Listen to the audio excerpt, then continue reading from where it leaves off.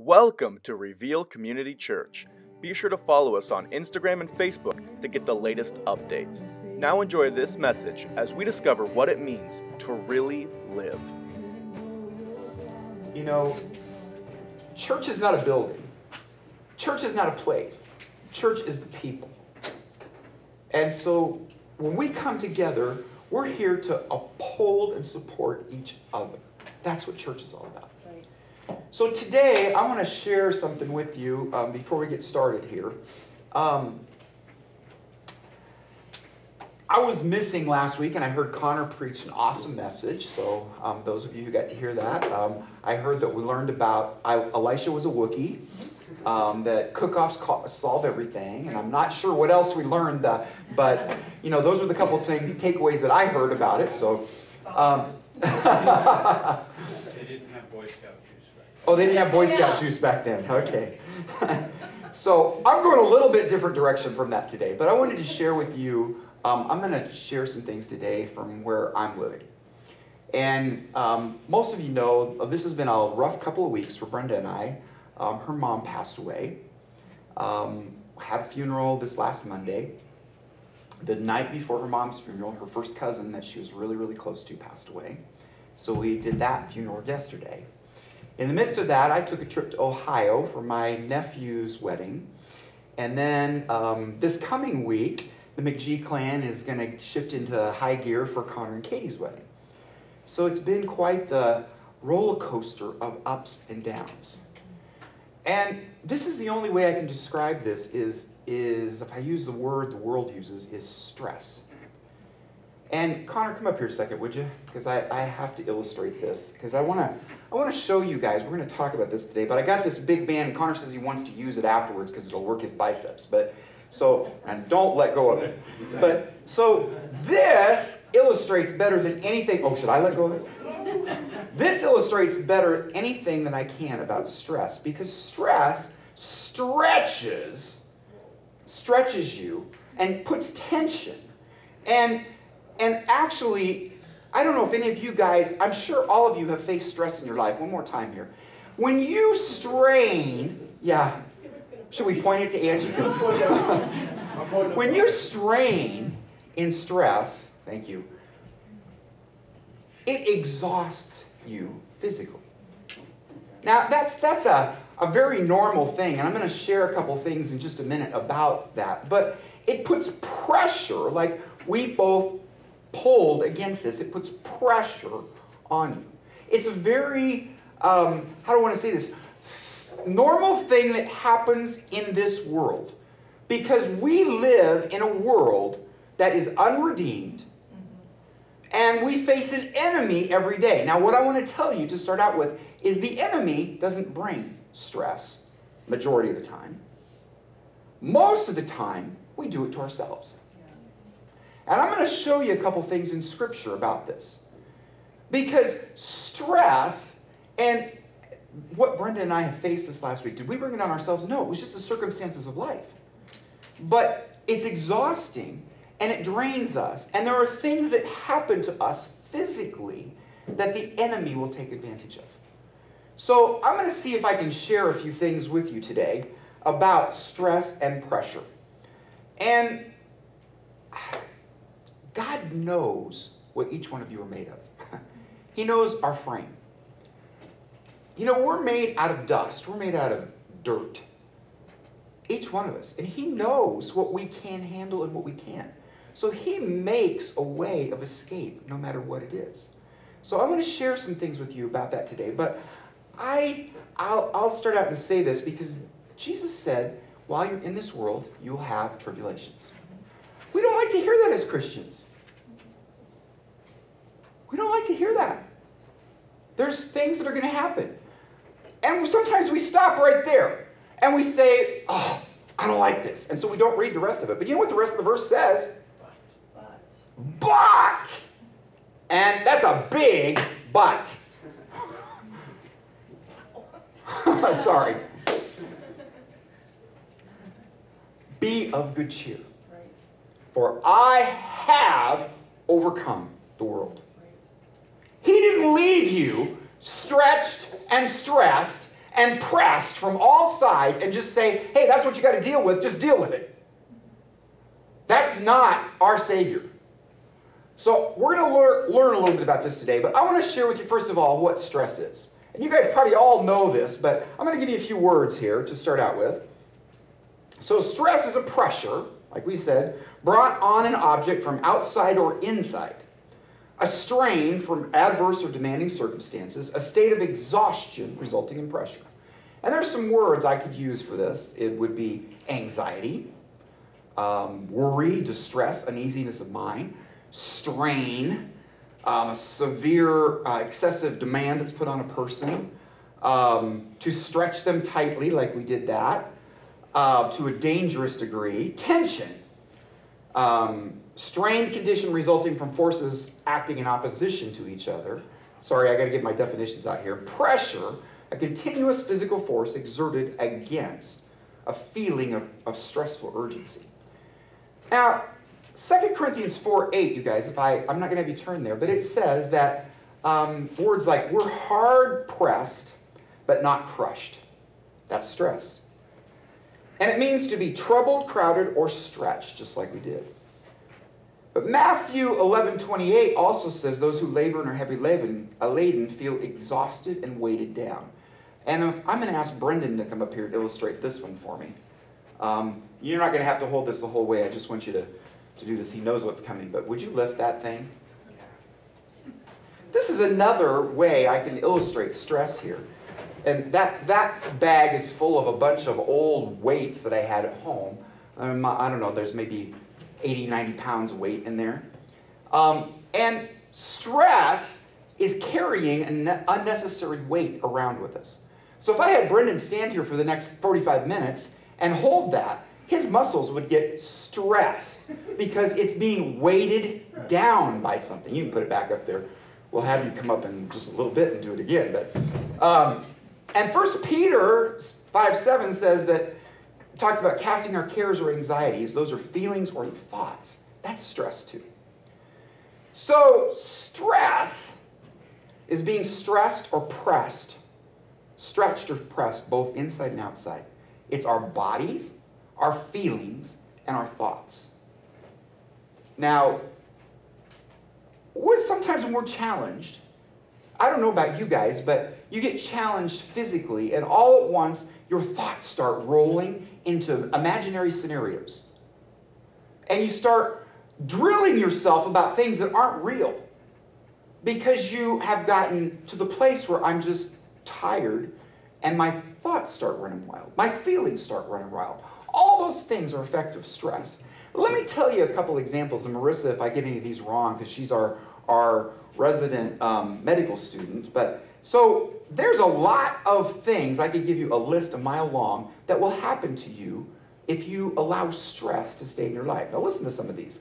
Upset stomach, rapid heartbeat, insomnia, not sleeping well, aches, pains, tense muscles, chest pains, strain on your heart, headaches. It can make you easily agitated, frustrated, moody, feeling overwhelmed, exhausted, with low energy and no motivation.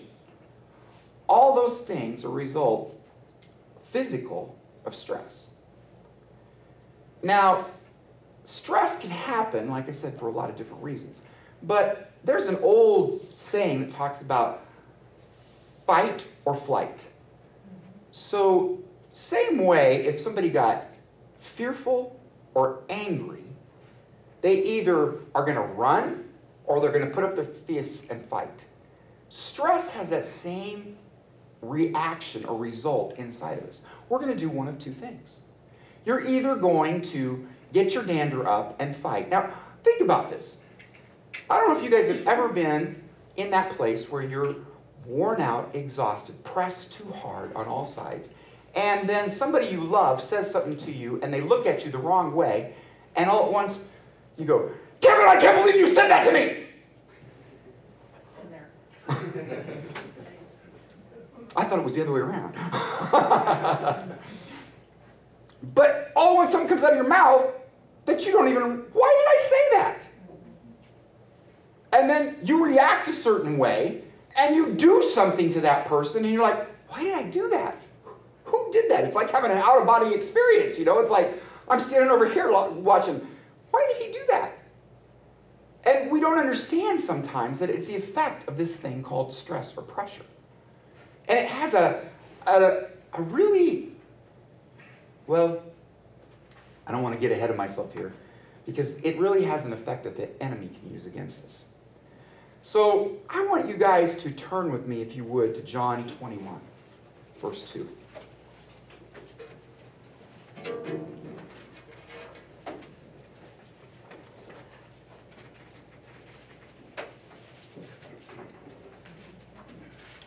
John 21, verse 2.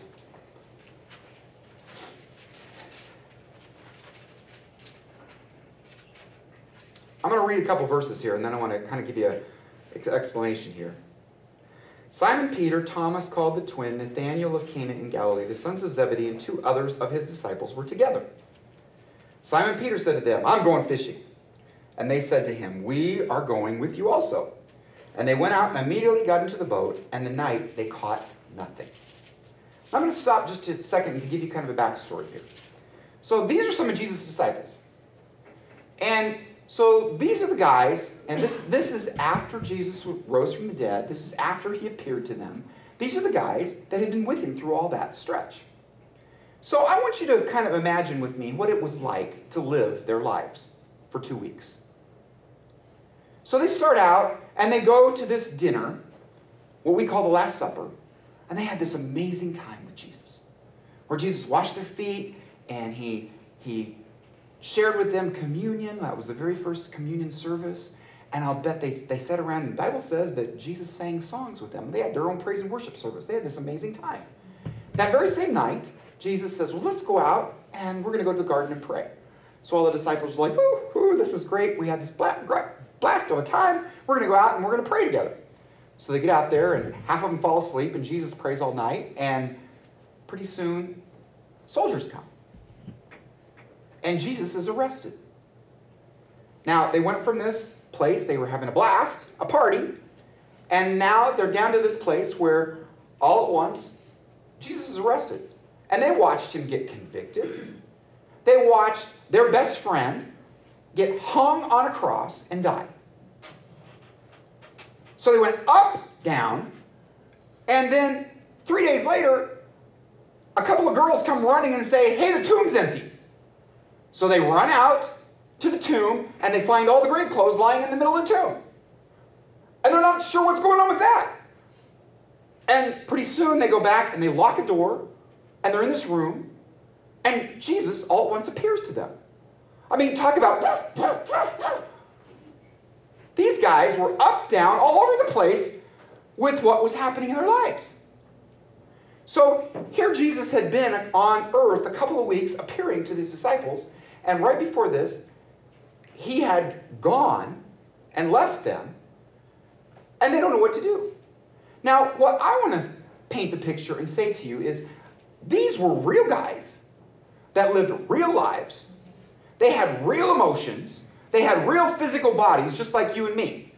So they went up and down and felt this and felt that, and were all over the place with what was going on in their lives.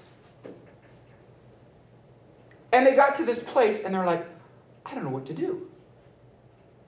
So they went fishing. Okay, Larry, big deal. They went fishing.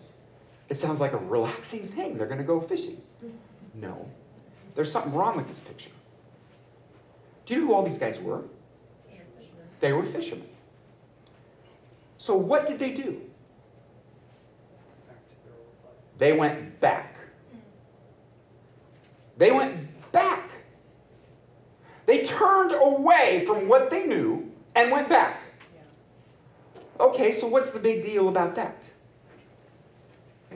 Well, this is kind of the statement I want to make is, when you get stressed, you go back. I'm going to tell on myself right now. My older sister was there, Patty was there last weekend.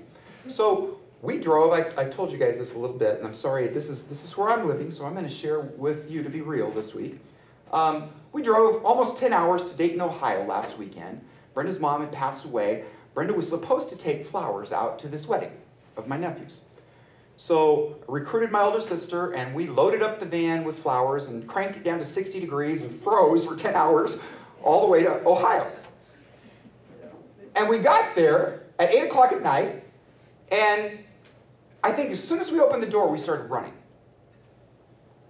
Because nothing was where it was supposed to be. We weren't leaving the flowers where they were supposed to be. We had to run here, run there. And we get up the next morning. Oh, and by the way, we had to take the flowers with us into the hotel room that night and crank the hotel room down to 60 degrees. So we get up the next morning, and the hotel's here, and a half hour away is where this cool-looking barn was. And so I'm the decorator. I don't decorate. But I gave you pictures. she sent pictures. So Patty and I went and decorated.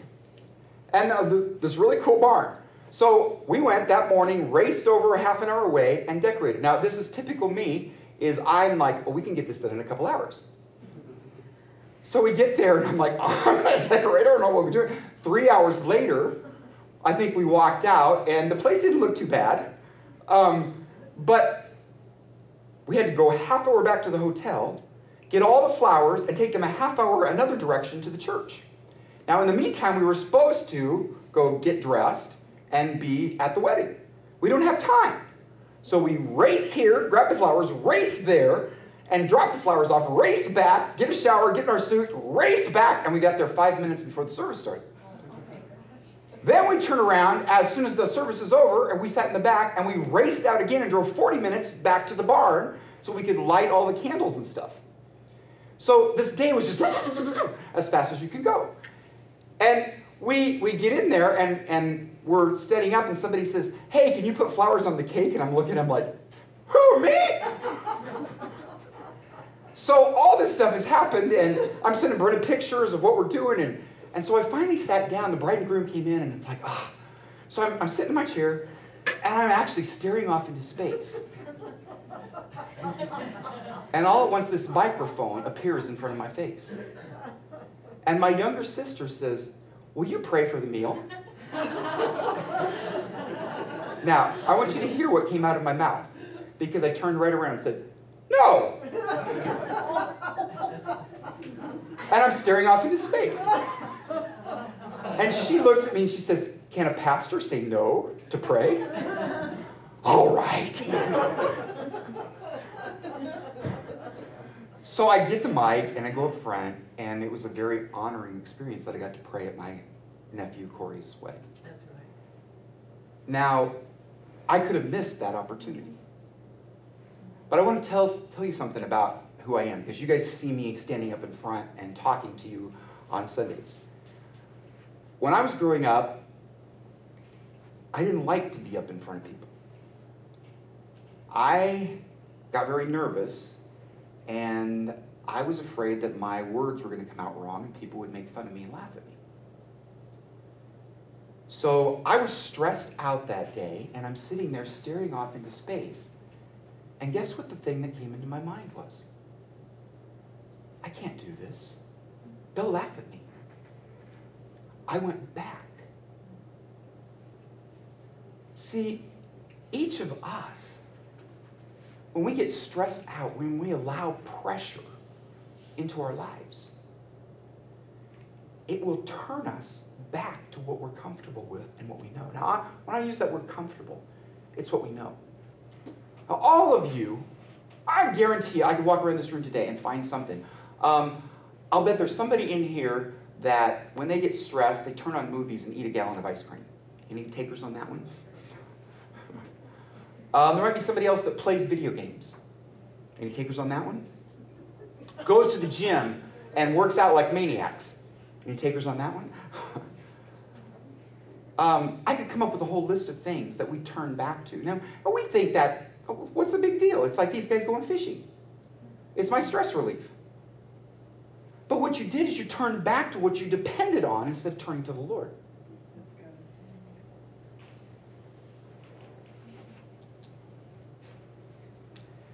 And the thing is, what the enemy uses to take us another step. Will you guys turn with me to Hebrews 12:1.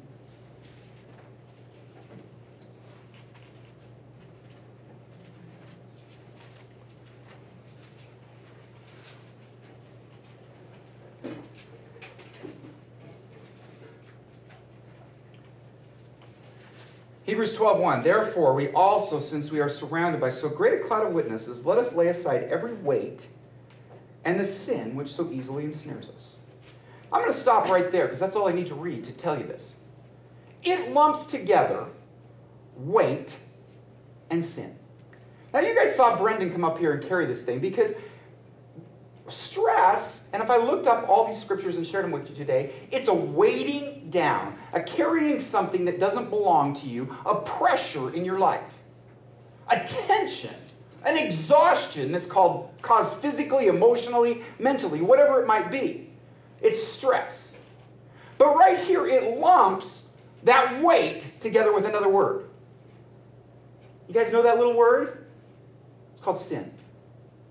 Now, I'm not going to stand up here today and preach a hellfire and brimstone message, but what I want to tell you about is that this word sin, we focus so hard on the wrong of sin. But really what sin is being separated from God. It's turning away from Him and doing it our own way.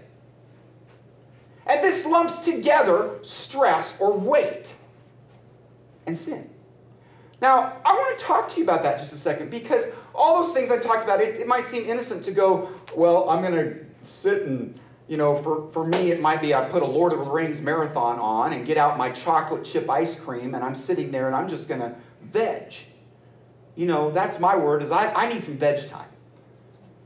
That doesn't seem so bad. But I've talked to a lot of people that when they're stressed and they used to smoke, they crave a cigarette. I've talked to people who haven't drank in years. And when they're stressed, guess what they crave? And guys, all of you in this room, because you probably have struggled with it at one time or another, peeking on the internet. When we get stressed, we turn and go back to things that we know. That will satisfy or please, and this is what I want to tell you, our flesh.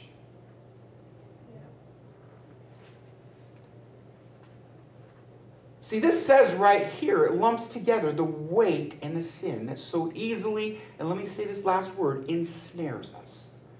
Now, Old King James, let me say it to this to you because it's a funny word. It says that the weight and sin that so easily besets us. And this word besets, guess what it means? This to me just enlightened me. It means to be distracted. It means to be distracted. It means to pull you away from the focus your life should have. And it goes right on here and says, let us lay aside. One of the other translations says, let us cast aside. Now I'm going to take you to the other verse that's related to this. Can you guys turn with me to 1 Peter 5:7?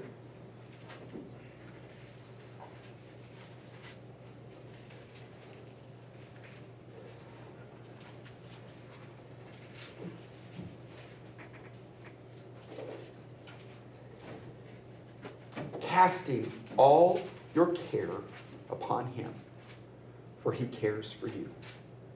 I want to read that one more time. Casting all your care upon Him, for He cares for you. You guys know what that word care there? And it's funny, in the English it's care and cares. It's like using the sky is blue and the wind blew. There's two different words here. And that first one, cares, let me see if I can give you this. It means anxieties and distractions. And listen to the rest of it. To disunite, to separate two parts, to divide and create a difference or distraction between them. Now, that was a lot of words I put out there. Basically, those cares divide you and the Lord. They pull you apart. Now, go on to the next verse if you don't think that this is the way it is. Because the next verse says, be sober, be vigilant, because your adversary, the devil, walks about like a roaring lion, seeking whom he may devour. It's related. These two things are related. The cares, the stresses, the pressures of life are something that the enemy wants to use against you. And we don't get it. We think, well, what's the harm? I'm just going to go eat my chocolate chip ice cream. I'm going to go fishing for 3 days. And all at once, we're down this path where we've left the Lord behind and we're doing things our own way. See, that's the danger. Stress and pressure is a danger. And the devil, this is funny, I think, is it says right here the devils are like a roaring lion. Well, he's not sneaky. Because, Kevin, if there's a roar like this, meow. A roar is, ah! So he's coming around making all kinds of noise to try to trap you. He's talking in your ear. And it's not a whisper. He's yelling at you. He's roaring. I mean, come on. I've been living this for the last 2 weeks, thinking like, how am I going to make it through another day? I can't believe all this stuff is happening at once to us. And in the midst of that, and I'm telling you, I brought a couple of small rubber bands up here because that stretch, if I stretch them far enough, Danielle, no. How about back here? If I stretch it far enough, it will snap. That's, I'm going to say it this way, a natural reaction of each one of us to stress. It gets to the place where you can't take any more and you snap. And that's that thing when I yelled at Kevin earlier, you know, it's like whoever you're closest to usually gets the brunt of that snap. I can't take one more thing. I don't know how this is going to work out. I can't believe we have to go through this. What are we going to do? And the devil roars those things in your mind. And you pick those up and you put them with how you're feeling and the exhaustion you feel in your body. And all at once, he's got you. And what I said, those two related back in Hebrews, is it's not just the weight anymore. He's got you going down this path of everything that you used to do is okay now. Everything that, not just the weight, but that little tiny word, sin, that separates you from God. Things that you may not have struggled with for a long time because you're pressed. All at once, they're right in front of your face.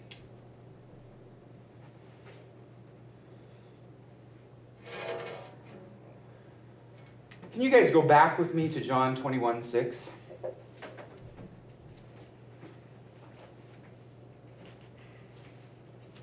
So this is the story about the guys at the fishermen.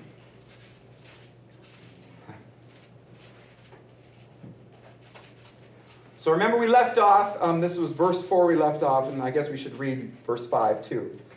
Because they're out all night.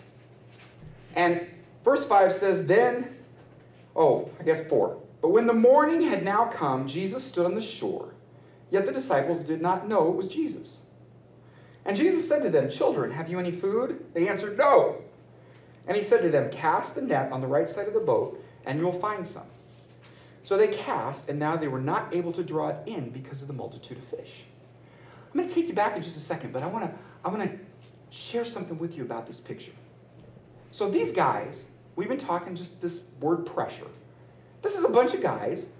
I mean, come on. Guys don't let their emotions out. They bottle them up on the inside.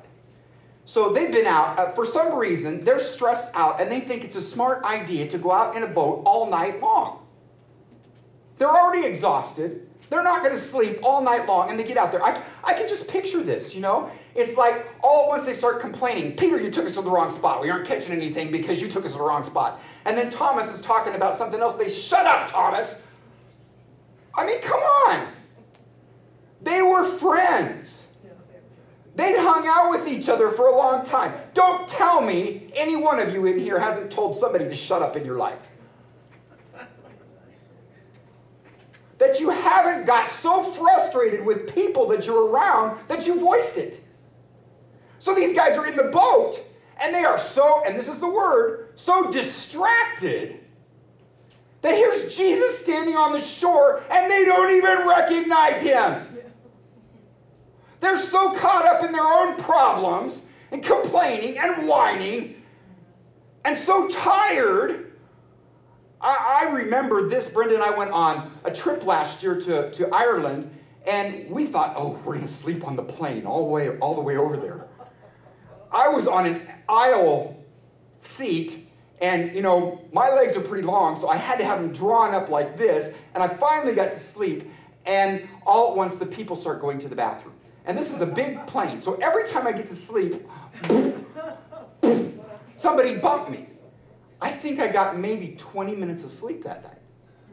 And we landed in Ireland, and I'm trying to drive a car that I'm on the wrong side of the road, shifting over here, and I cannot figure this out. And I'm like, I'm too tired, I can't do this.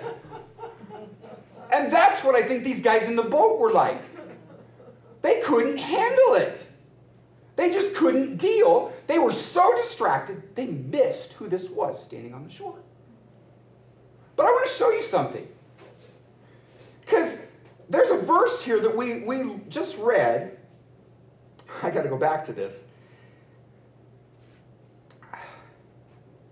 So he says to them, cast your net on the right side of the boat, and you'll find some. This is verse 6. And they cast, and now they were not able to draw it in because of the multitude of fish. I think they might have seen this before. Can you guys keep your finger here and turn to Luke 5, verse 4?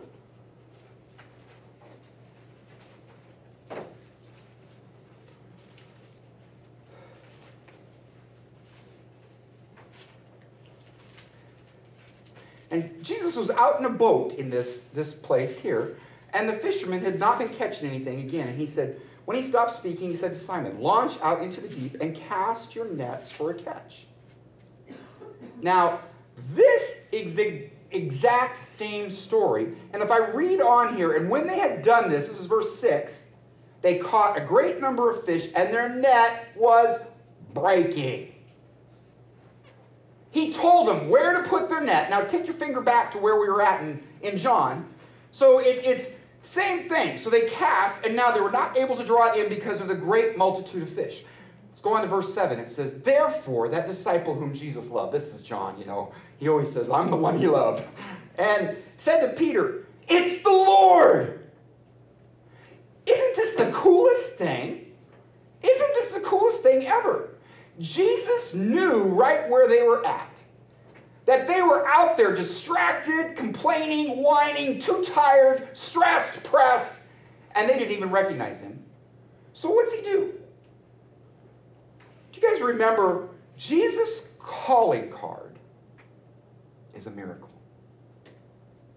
The very same miracle that he performed the day he called his disciples to follow him, he did the same one here. So when they saw what was happening, it's all at once. Now this is the words I'm going to use. They came to their senses. It's Jesus. Up until that time, they were so distracted, they couldn't even recognize him. Now, you guys, every one of you in here is a human being that has flesh and blood, emotions, thoughts, and you face that same thing. When stress and pressure comes in your life, no matter if it's financial, relationships, at your job, whatever it might be, that's pressure and stress. When that happens, you get so distracted that you go back to what you know. and you miss seeing the Lord. Now, if you don't believe me, watch your life. Because that's what's natural to happen in our lives. That's the natural thing. But that's not where he leaves us. He does for us the very same thing he did for them. He doesn't want to leave us in that spot where we're off wandering someplace trying to figure out, how do I do this myself? That's not his plan for us. So I want to share one more story with you, and I'm going to see if I can wrap this up today, but can you guys turn to Luke 15?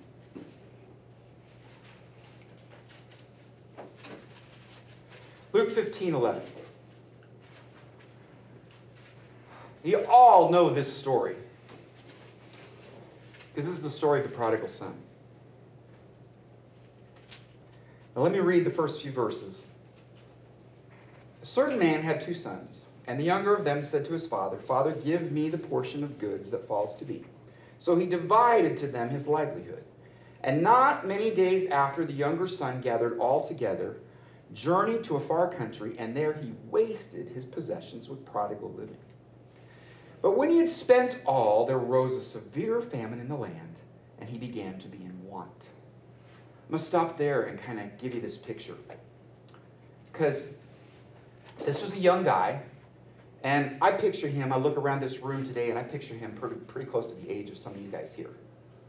You know, he wasn't very old. He took the money that would have been his inheritance, and he took it all in one lump sum, and he leaves and goes a long ways away, and he partied and wasted all of that.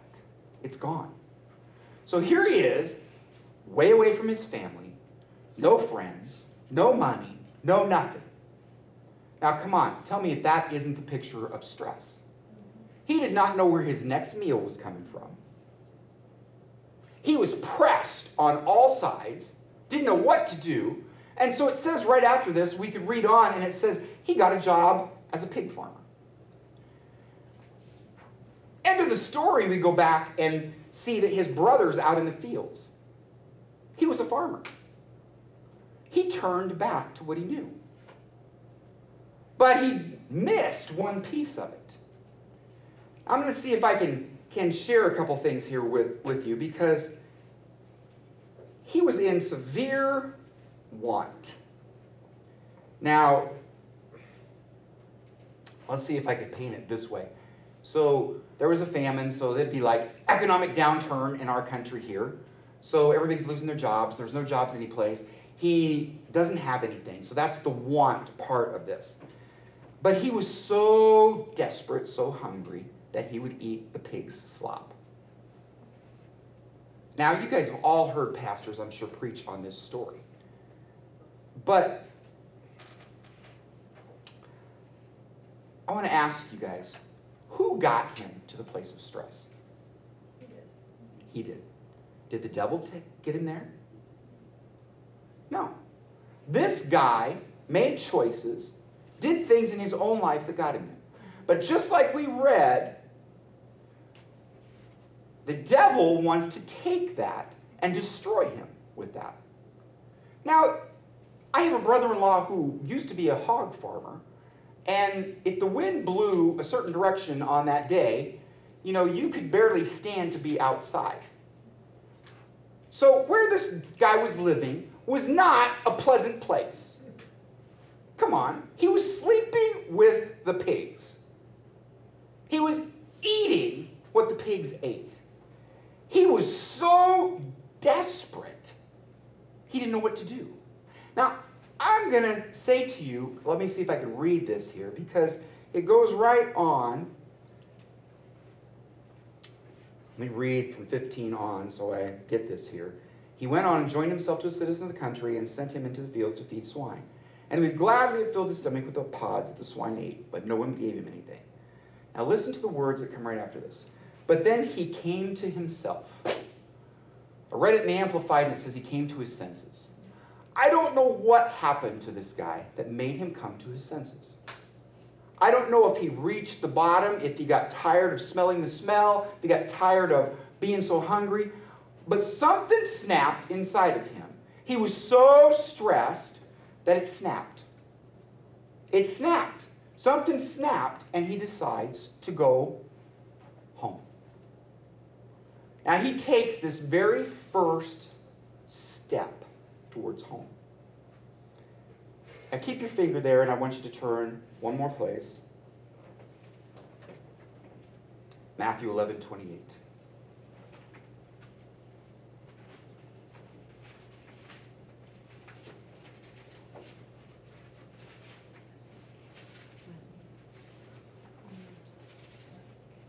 Matthew 11:28.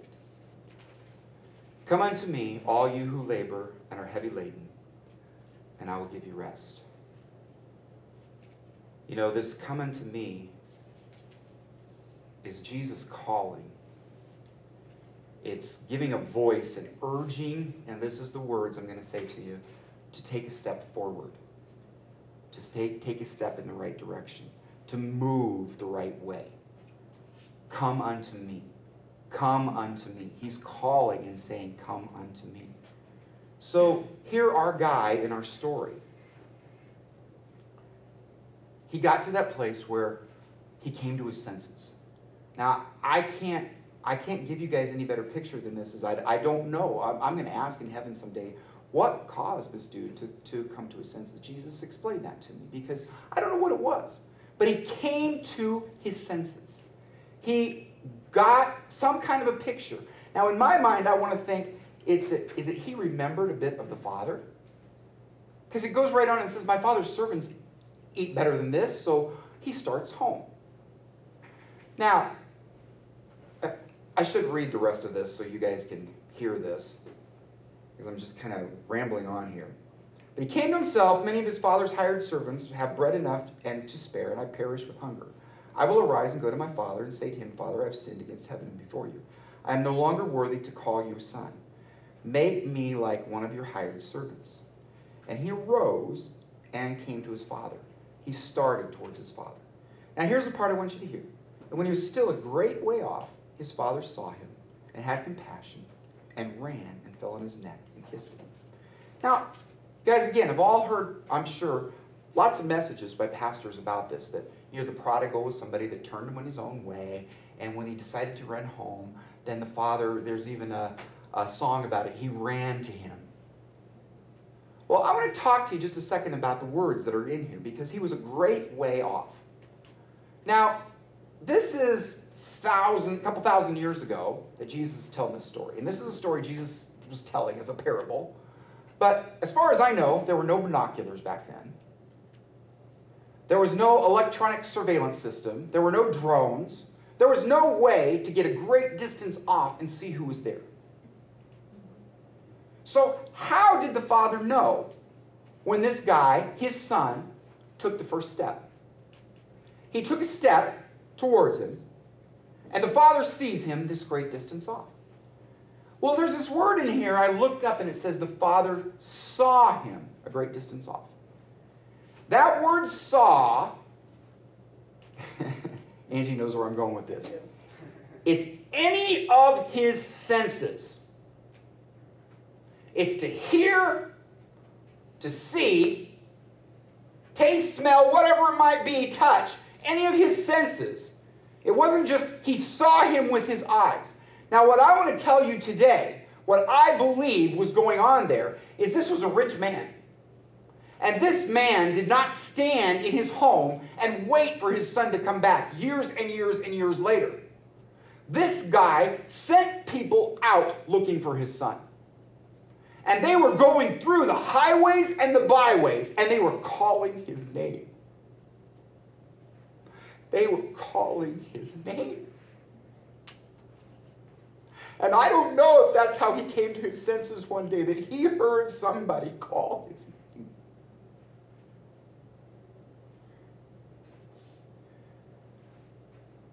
But when the father heard, got word that his son made that first step, he ran. He didn't hesitate. He used every ounce of energy and strength he had and ran as fast as he could go to meet his son. But there's an important thing here, guys. His son took the first step. And he heard and saw and got word that his son was going the right direction. That's good. And he came running. That's good. That's every one of us in here today.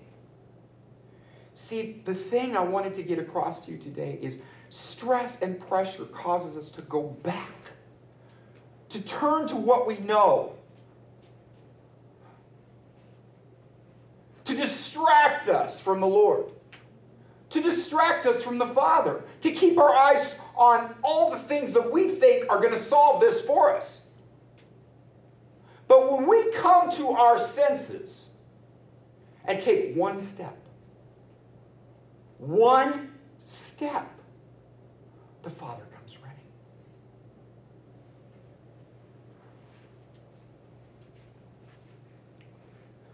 I want to close up with this verse again today that we read already, Matthew 11:28. You guys can turn there if you want, but come unto me, all you who labor and are heavy laden. Come unto me, all you who labor and are heavy laden, and I will give you rest. My yoke upon you. Take my yoke upon you and learn from me, for I am gentle and lowly in heart, and you will find rest for your souls. For my yoke is easy, and my burden is light. I didn't do this the way I said, Bernie, but can you come up here and lift that for me one more time?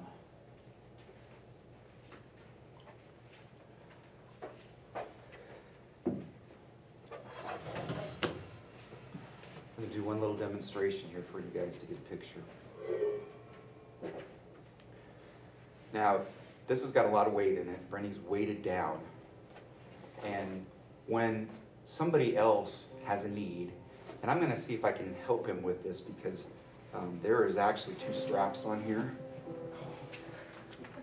We're going to weight him down.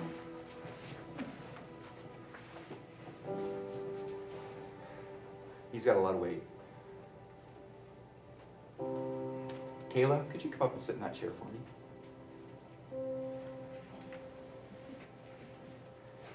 Now, Bernie, lift that chair with Kayla in it.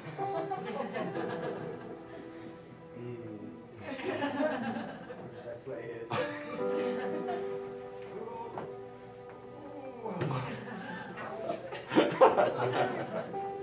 And not that Kayla's heavy.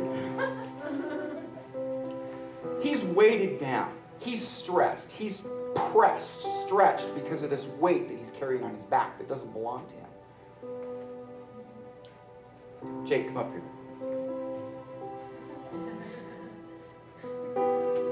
See, I want you guys to see, I want you guys to see the picture.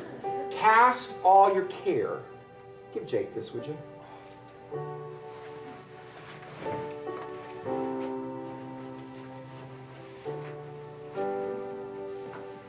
Cast all your care on the Lord. We've got Jesus standing here. Now, sorry, Kayla, I picked you and you're in a skirt here, but okay, can you guys lift her together?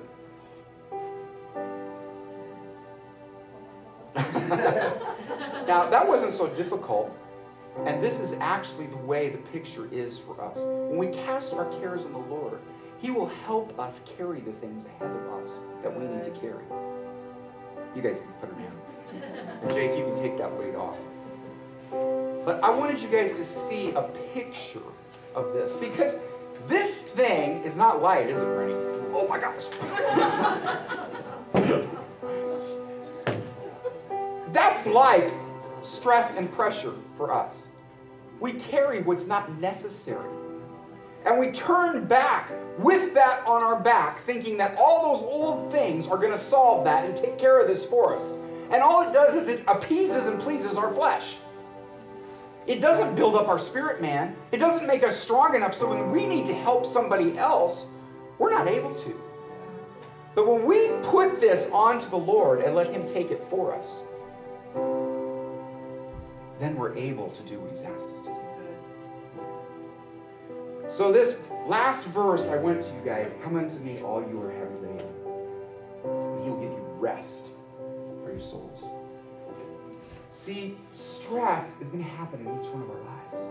Pressure is going to happen. But we've got to discern and know and come to our senses is the best words I can use.